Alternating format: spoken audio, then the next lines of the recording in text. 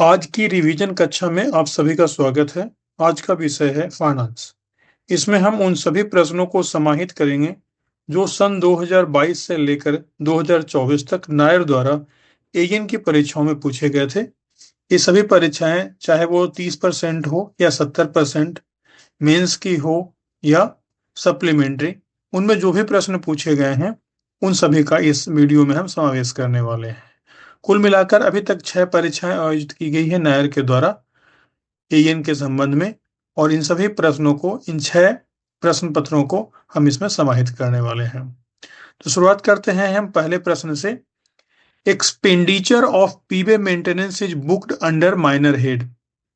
Rail पथ के रख रखाव का खर्चा किस माइनर हेड में दर्ज किया जाता है? आप राइट साइड में demand number 4 abstract B repairs and maintenance of permanent way and works के बारे में डिटेल्स दिया हुआ है कि 100 जो माइनर हेड है उसमें इस्टेब्लिशमेंट, जो ऑफिस में इस्टेब्लिशमेंट होते हैं उसके खर्चे बुक किए जाते हैं। 200 में मेंटेनेंस ऑफ परमानेंट वे का खर्चा बुक किया जाता है। तो इस प्रश्न में हमारे पास जो ये जवाब दिया हुआ है कि बी 200, ये इस प्रश्न का सही जवाब है। इसी प्रकार अन्य 300 माइनर हेड में maintenance of bridge work and tunnel including ROB and RUB. 400 में maintenance of service building other than staff quarter and welfare building. 500 में water supply sanitation and roads other than colonies staff quarter and welfare building. 600 other repairs and maintenance. 700 special repairs pertains to breaches, accident, etc., including special revenue works. And 900 में credit of recoveries, इसमें credits और recoveries. Next question, which of the following operation ratio will be consider best of the railway, best for the railway. निम्नलिखित में से कौन सा परिचालन अनुपात रेलवे के लिए सबसे अच्छा माना जाएगा? तो वह परिचालन अनुपात सबसे अच्छा माना जाएगा जिसमें से कि खर्चा कम हो और इनकम ज्यादा हो। तो ये जितने भी दिए गए हैं ये 100 रुपये में कमाई पर होने वाले एक्सपेंडिचर के बारे में चर्चा की हुई है। तो 100 रुपये कमाने के लिए पहले वाले ऑप्शन में 90 रुपये का इन्वेस्टमेंट देना पड़ा, दूसरे में 85 रुपये का इन्वेस्टमेंट, तीसरे में 100 रुपये का इन्वेस्टमेंट और चौथे में 95 रुपये का इन्वेस्टमेंट। तो इस प्रकार जो परिचालन अनुपात है, जो एक्सपेंडिचर है सेकंड में 85 रुपीज और इनकम है 100 रुपीज, तो इसका सबसे जो बेस्ट ऑप्शन होगा वो होगा 85, यानी कि बी।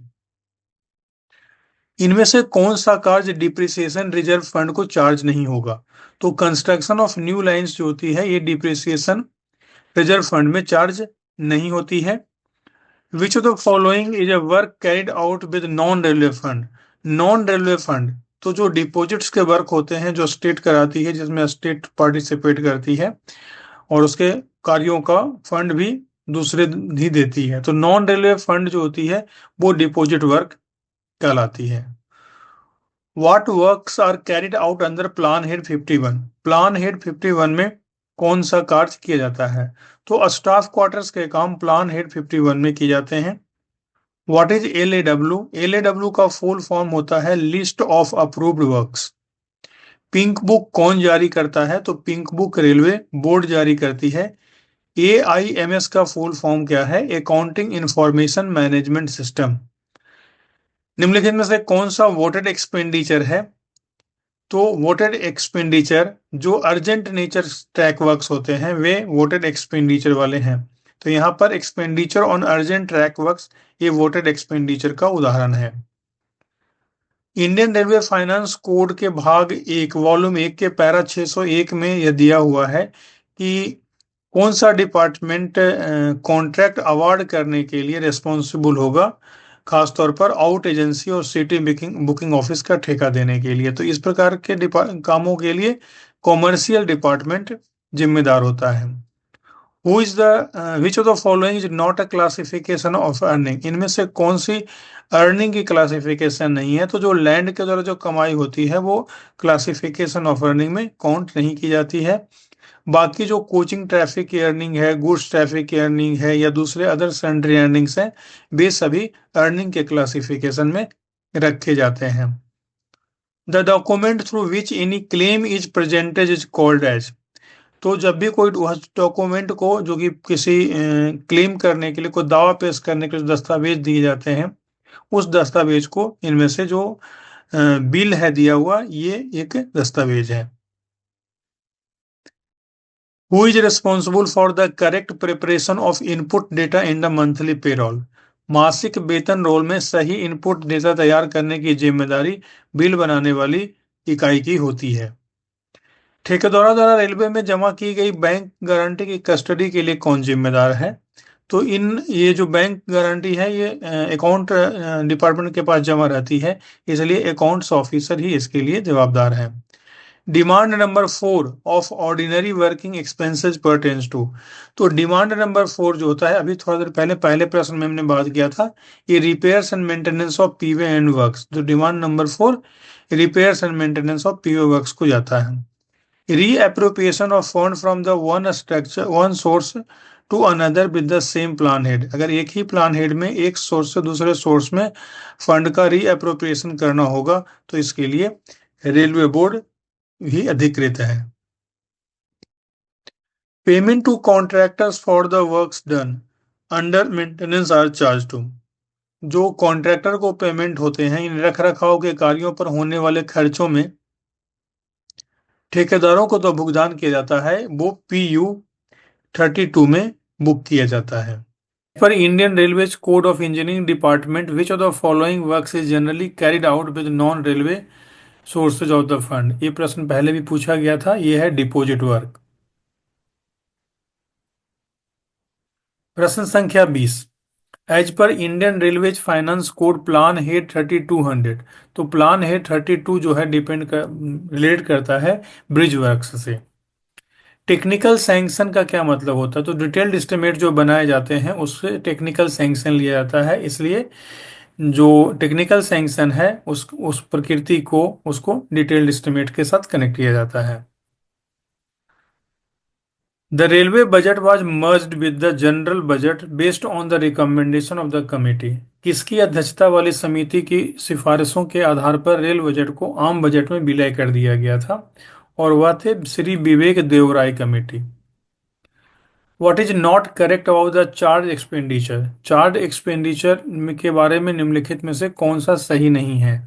तो चार्ज एक्सपेंडिचर के बारे में यहाँ चार टर्म दिए हुए हैं कि it is voted by parliament, the salary allowance and pension are charge expenditure, it is also known as a non votable expenditure, और the expenditure is charge on the consolidated fund of the India. तो इसमें जो पहला option है वो correct नहीं है, it is voted by the parliament, ये गलत है। The control over expenditure on Indian railways is exercise through. जो भारतीय रेलवे में जो व्यय पर नियंत्रण रखा जाता है वो किन तरीकों से रखा जाता है? तो पहला तो preparation in advance of the estimate of the expenditure, दूसरा है allotment of fund through budget grants based on the estimates, और तीसरा है continuous and concurrent review of the expenditure. तो ये तीनों के तीनों ही सही हैं। In exercise of their financial power the sanctioning authority must follow the principle. अपनी वित्तीय शक्तियों का प्रयोग करते समय मंजूरी देने वाले अधिकारियों को किन सिद्धांतों का पालन करना चाहिए? तो उन्हें व्यय आवश्यकता से अधिक नहीं होना चाहिए, प्रत्येक कर्मचारी को उतनी ही सतर्कता बरतनी चाहिए जितनी सामान्य विवेक का व्यक्ति अपने स्वयं के धन के लिए करता है, और किसी भी प्राधिकारी को अपने फायदे के लिए खर्च की मंजूरी नहीं देनी चाहिए। तो ये तीनों ही सही है, इसलिए ऑप्शन डी इसका सही जवाब होगा। A statement of the estimated receipt and expenditure of the government for a financial year call। किसी वित्तीय वर्ष में सरकार की जो अनुमानित प्राप्तियां और व्यय का विवरण जो होता है उसे कहा जाता है वार्षिक बजट या एनुअल बजट कहा जाता है। पीवीसी का फुल फॉर्म क्या है? तो पीवीसी का होता है प्राइस वेरिएशन क्लाउज। अगला सवाल हमारे पास आ रहा है कि which of the statement is correct in relation to GFR। GFR के संबंध में क्या सही है? तो GFR का फुल फॉर्म होता है general financial rules. Vote on account is an interim permission to spend money when an appropriation bill is taking time to pass through parliament. और तीसरा है कि every authority who can impose a fine shall ensure that it is realized and deposited with the government। ये तीनों के तीनों ही statement सही है जीएफआर के संबंध में, तो ऑल ऑफ द अबव इसका राइट आंसर होगा। What is correct about the GST? GST का full form goods and services tax होता है। यह एक इनडायरेक्ट टैक्स है जो कि कई इनडायरेक्ट टैक्सेस को हटा करके बनाया गया है। गुड्स एंड सर्विसेज टैक्स को पास किया गया था पार्लियामेंट में 29 मार्च 2017 को। तो ये सभी के सभी ऑप्शन सही हैं, इसलिए ऑल ऑफ द अबव इसका राइट आंसर होगा। प्रश्न संख्या, irrespective of the purpose for which the land is taken up permanently, the acquisition cost of the land is booked to। चाहे जिस भी उद्देश्य से भूमि को अधिग्रहित किया गया हो, तो भूमि की जो जो भी लागत होगी वो हमेशा कैपिटल में ही बुक की जाती है। The dividend payable by Indian railways after the merger of the railway. तो जो पहले क्या होता था कि इंडियन रेलवेज सरकार को, सेंट्रल गवर्नमेंट को डिविडेंड पे करती थी। तो अब जो डिविडेंड है, चूंकि वो बजट में मर्ज हो गया है जनरल बजट में, तो अब इस डिविडेंड को हटा दिया गया है, यानी कि ये डिविडेंड इसे समाप्त कर दिया गया है। Project monitoring group PMG has now been merged with the department for promotion and industry and internal trade DPIIT since. तो सन 2019 में परियोजना निगरानी समूह PMG को अब उद्योग और आंतरिक व्यापार संवर्धन विभाग DPIIT में विलय कर दिया गया है, और ऐसा फरवरी 2019 में हुआ था। Government e market place is the public procurement portal, और उसके बारे में क्या सही है? It provides transparency and ease of buying, सही है। There is integrated payment system, ये भी सही है। It enables direct purchase of amount up to ₹25,000, ये भी सही है। तो ये सभी के सभी स्टेटमेंट इसमें सही हैं, इसलिए ऑल ऑफ द अबव इसका राइट आंसर होगा। The control of parliament over railway finance and policy is exercise through.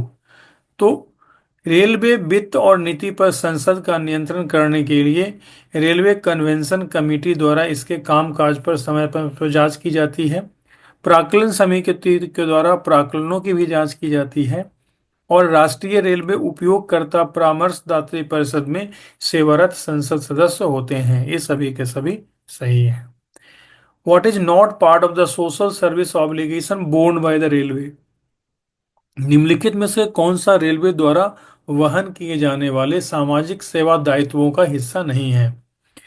तो जो अन्य इसमें दिया हुआ है वो तो सामाजिक दायित्वों का हिस्सा है, परंतु अपने सेवानिवृत्त कर्मचारियों को पेंशन का भुगतान करना ये कोई रेलवे की सामाजिक सेवा में नहीं आता है। अब चले अगले सवाल की ओर। अगले साल में लीजिए, अगला सवाल आ गया हमारे पास कि one of the most commonly used parameter to examine the financial viability of any proposed railway project is. किसी भी प्रस्तावित रेलवे परियोजना को वित्तीय व्यवहार्यता जांचने के लिए सबसे अधिक इस्तेमाल किए जाने वाला एक पैरामीटर है, उसे हम रेट ऑफ रिटर्न ROR कहते हैं। A statement of the estimated receipt and expenditure of the Government of India for that year referred to as the annual financial statement is popularly known as। इसे सामान्य भाषा में हम annual budget कहते हैं, जिसमें कि पूरे साल का इनकम और खर्चों का लेखा जोखा उसमें रखा जाता है। Which work are carried out under the plan head 31। यह बहुत फेमस सवाल है, खासतौर पर रेलवे ट्रैक वालों के लिए, कि ट्रैक रिन्यूअल के वर्क्स जो होते हैं वो प्लान हेड 31 में चार्ज होते हैं। The report of the controller and auditor general of India is presented to the parliament and it is taken up for consideration by the public accounts committee of the parliament, यानी कि PAC। The online platform for Government of India on which the store purchase of Indian Railways are dealt for the items available on this platform is named as GEM, GEM, Government E-Marketplace। Abstract estimate क्यों frame किया जाता है? तो abstract estimate frame करने का मुख्य reason होता है काम के लिए एडमिनिस्ट्रेटिव अप्रूवल को प्राप्त करना। नेशनल पेंशन स्कीम जो एप्लीकेबल हुई थी वो 1 जनवरी 2004 से एप्लीकेबल हुई थी। और वर्क्स कॉन्ट्रैक्ट में जो सिक्योरिटी डिपॉजिट होता है वो कॉन्ट्रैक्ट वैल्यू का 5% लिया जाता है। The full form of PL, PL का फुल फॉर्म होता है price list number. All the revenue earn by the Indian railway is credited to, जितनी भी कमाई भारतीय रेलवे के द्वारा होती है, जितनी रेवेन्यू होती है, वो सभी के सभी भारत सरकार की कंसोलिडेटेड फंड ऑफ इंडिया को जमा कर दी जाती है। RRSK का फुल फॉर्म क्या होता है? इसका फुल फॉर्म होता है राष्ट्रीय रेल संरक्षा कोष। विच of the following is not a method of obtaining tender, tender प्राप्त करने का निम्नलिखित में से कौन सा तरीका सही नहीं है? तो कोटेशन के द्वारा टेंडर की प्राप्ति नहीं की जा सकती है, ये तरीका गलत है। बाकी open tender, limited tender, single tender system, ये सभी हैं। कौन से डिमांड नंबर में कार्य बजट के अनुदान की ब्यौरावार मांगों में मांग संख्या, यानी कि demand, which demand number 16 of the demand of grant in works budget pertains to asset acquisition, construction and replacement। तो यहाँ पर ध्यान रखना है कि डिमांड नंबर 16 जो होता है वो asset acquisition, construction and replacement को रिलेट करता है। The stores contracts in which the contractor agrees to supply the specified materials at fixed unit rate। तो जब फिक्स यूनिट रेट रहता है जिसमें क्वांटिटी का कोई निर्धारण नहीं होता है, इस प्रकार के जो किसी खास पीरियड में उन्हें फिक्स रेट पर सप्लाई करने होते हैं तो उन्हें रेट कॉन्ट्रैक्ट कहा जाता है। The online platform on which the activities related to calling and finalising of tender, तो इसके लिए जो ऑनलाइन सिस्टम है उसका नाम है IREPS। रेल पथ के स्क्रैप की बिक्री से संबंधित ठेकों को तय करने की जिम्मेदारी किस विभाग की होती है? और यह होती है स्टोर डिपार्टमेंट की। मंडल में किसी कार्यालय की लेखा परीक्षा निरीक्षण रिपोर्ट, यानी कि ऑडिट इंस्पेक्शन रिपोर्ट किसी डिवीजन में किसी ऑफिस की, उसको भेजी जाती है उसी ऑफिस के अकाउंट ऑफिसर को। Amount recovered from vendors on account of cost of water supply to them is accounted under which sub major head of the railway. तो जब किसी कॉन्ट्रैक्टर को सरकारी पानी की सप्लाई की जाती है तो उसके लिए जो अमाउंट रिकवर किया जाता है वह सन्ड्री अदर अर्निंग्स में आता है। ये अब्स्ट्रैक्ट जेड में इस बात का वर्णन किया गया है।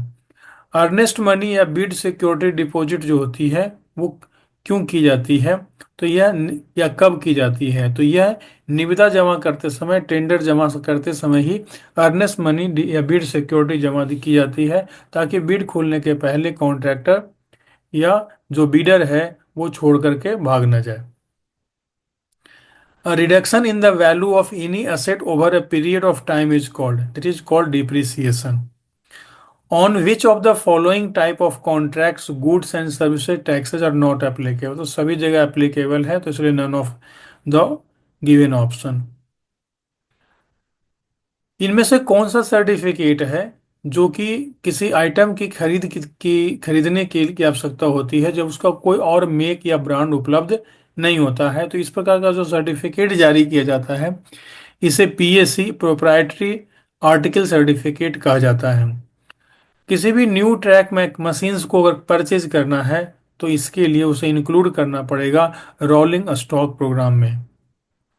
निम्नलिखित में से कौन सा भारतीय रेलवे की परियोजनाओं में कैपिटल व्यय की फंडिंग के लिए स्रोत नहीं है? तो जनरल पब्लिक से IPO प्राप्त करना यह इसकी फंडिंग का स्रोत नहीं है। इसके लिए एक्स्ट्रा बजटरी रिसोर्सेज का प्रावधान किया जाएगा, बजट सपोर्ट किया जाएगा सेंट्रल गवर्नमेंट के द्वारा, या इंडियन रेलवे के इंटरनल सोर्सेज से प्राप्त किया जाएगा।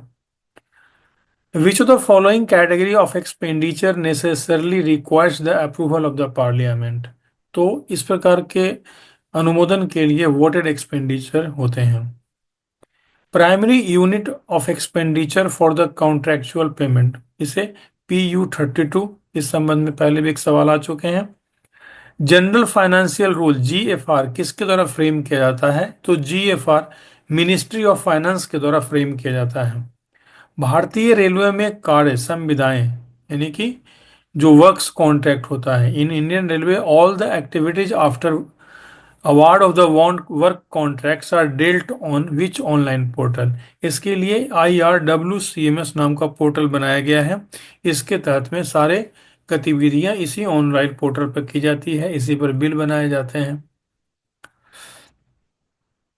इसी के साथ हम अगले साल के क्वेश्चन की ओर चलें। Sanction of works under works programme is process through. Works programme के तहत जो कार्यों की स्वीकृति किसके माध्यम से प्रोसेस की जाती है?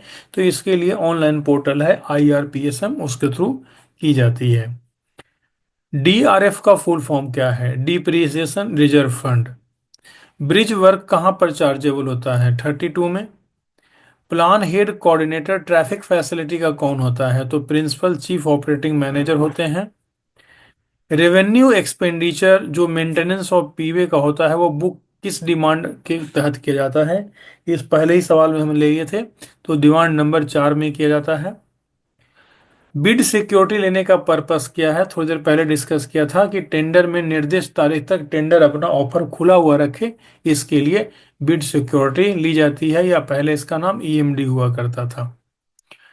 Maximum liquidated damage for extension of time for delay due to the contractor is limited to what percent of the contract value? ठेकेदार के कारण देरी के लिए टाइम एक्सटेंशन देने पर अधिकतम लिक्विडेटेड डैमेज की सीमा जो होगी वो कॉन्ट्रैक्ट वैल्यू का 5% तक हो सकती है।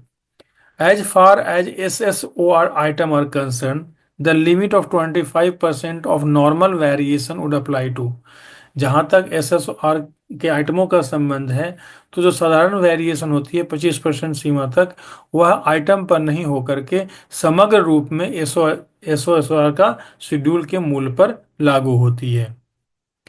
PL नंबर जो यूज होता है कोडिफिकेशन ऑफ स्टॉक आइटम्स का, इनमें कुल 8 डिजिट होते हैं। डेड सरप्लस का अर्थ होता है, डेड सरप्लस वो स्टोर्स होते हैं जिन्हें कि पिछले 24 महीने में यूज नहीं किया गया हो और भविष्य में भी अगले 24 महीने में यूज होने की संभावना नहीं हो। For incurring expenditure on which of the following work financial justification need to be given. तो ये वर्क ऑफ न्यू लाइन जो होंगे ये इस श्रेणी में आते हैं। The cost of replacement of and renewal of existing asset is charge to. तो अभी एग्जिस्टिंग जो असेट हैं उनके रिप्लेसमेंट और रिन्यूअल का जो चार्ज है वह किया जाता है डिप्रिसिएशन रिजर्व फंड में। किसी भी ऑडिट निरीक्षण की रिपोर्ट का किस भाग में यानी किस भाग में छोटे रूटीन मामलों से संबंधित होता है जिसमें महत्वपूर्ण मामला नहीं माना गया है? यानी कौन सा part, which part of any audit inspection report pertains to the minor routine matters not considered as important? तो यह होता है part 2। The report of controller and auditor general of India presented to the parliament is taken up for consideration by the, इसे consider किया जाता है PAC यानी public accounts committee. Earning from goods traffic is classified under. जो goods से जो earning classified होती है उन्हें अब्स्ट्रैक्ट वाई में रखा जाता है। AIMS का फुल फॉर्म क्या होता है? अकाउंटिंग इंफॉर्मेशन मैनेजमेंट सिस्टम, पहले भी ये आ चुका है। GFR कौन फ्रेम करता है? तो मिनिस्ट्री ऑफ फाइनेंस के द्वारा फ्रेम किया जाता है। इसके बाद हम बात चलें आज के आखिरी पायदान पर, आखिरी सवाल पर। तो what is the full form of ROR? ROR का फुल फॉर्म होता है रेट ऑफ रिटर्न। निम्नलिखित में से कौन सा रेलवे की आय के वर्गीकरण के लिए एक उप प्रमुख हेड है? तो एक्स जो अब्स्ट्रैक्ट एक्स है वह रेलवे के आय के वर्गीकरण के एक प्रमुख माने कि प्रमुख हेड है। रेट कॉन्ट्रैक्ट जनरली कहाँ पर यूज किया जाता है? तो रेट कॉन्ट्रैक्ट का उपयोग स्टोर कॉन्ट्रैक्ट्स में किया जाता है। किसी भी स्टॉक की जो PL संख्या होती है वो 8 अंकों की होती है, ये भी पहले पूछा गया है। Which of the following is a portal for online procurement common use goods and services required by the various government department organisation and PSU, ये होता है जेम, जेम पर ही खरीद फरोख्त की जा रही है अभी। किसी लेखा परीक्षा निरीक्षण रिपोर्ट का कौन सा भाग उस रिपोर्ट के अधिक मामलों से संबंधित होता है? Which part of any audit inspection report pertains to more important matter in that report and that is part one. किसी निर्माण कार्य के किस एस्टिमेट के लिए सक्षम प्राधिकारी की मंजूरी को तकनीकी मंजूरी कहा जाता है? तो डिटेल्ड एस्टिमेट को तकनीकी मंजूरी कहा जाता है। और अब्स्ट्रैक्ट एस्टिमेट को क्या कहते हैं, ये पहले आपके सवालों में बताया जा चुका है। स्टेशन भवन की साधारण मरम्मत के कार्य के लिए जोनल ठेके के अंतर्गत जारी किए जाने वाले किसी भी कार्य आदेश का अधिकतम मूल्य जोनल कॉन्ट्रैक्ट्स में मैक्सिमम 5 लाख तक का हो सकता है। परफॉर्मेंस गारंटी के सबमिट करने का मूल कारण होता है कि लेटर एक्सेप्ट हो जाने के बाद, यानी परफॉर्मेंस गारंटी जो जमा की जाती है वो LOA इशू होने के बाद ही जमा की जाती है। एबीसी एनालिसिस क्या है? इन्वेंट्री कंट्रोल करने का एक मेथड है जिसे एबीसी एनालिसिस कहा जाता है। परफॉर्मेंस गारंटी जो वर्क्स कॉन्ट्रैक्ट में रहते हैं वो कॉन्ट्रैक्ट वैल्यू का कुल 5% लिया जाता है। और फाइनेंशियल अप्रेजल जो प्रोजेक्ट का रहता है वो DCF टेक्निक के द्वारा कैलकुलेट किया जाता है। रेलवे बजट को मर्जर करने के बाद मेजर जो फर्क पड़ा है वो ये पड़ा है कि रेलवे को अब गवर्नमेंट रेल मंत्रालय को अब सरकार को, यानी भारत सरकार को किसी प्रकार के डिविडेंड देने की आवश्यकता नहीं होती है। भारतीय संविधान के अनुच्छेद 266 के अनुसार राज्य के या सरकार के सभी राजस्व जो होते हैं वे कंसोलिडेटेड फंड ऑफ इंडिया में जारी होते हैं। सकल आय के लिए कार्य व्यय का प्रतिशत किस रूप में जाना जाता है? यानी कि कार्य व्यय बटा सकल आय, इसको प्रतिशत को ऑपरेटिंग रेशियो के तौर पर जाना जाता है। और इसी के साथ हमने वर्ष 2022 से 2024 के बीच में जो भी फाइनेंस के सवाल इन की परीक्षाओं में पूछे गए थे वो सभी हमने इसमें समाहित कर लिए। इनसे संबंधित सवालों को विशेष तौर पर आपको ध्यान रखना है, खासतौर पर उन सवालों को जिनकी रिपीटिशन लगातार होते रहती है। और आप पढ़ाई करते वक्त उन बातों पर ध्यान रखें कि जो टॉपिक यहाँ पर कवर किए जा चुके हैं इन्हीं टॉपिक का वहाँ पर डिटेल्स में आप पढ़ाई करें ताकि आप उन सभी सवालों को इसके द्वारा सॉल्व कर सकें। फिर से मिलते हैं एक नए वीडियो के साथ में। यदि ये वीडियो आपको अच्छा लगा हो तो अपने दोस्तों के साथ शेयर कर सकते हैं। यदि आपकी इच्छा लगती हो कि ऐसे वीडियो आपके मित्रों को भी मिलना चाहिए और खास तौर पर जो इन की परीक्षाओं के लिए पार्टिसिपेट करना चाह रहे हैं। धन्यवाद।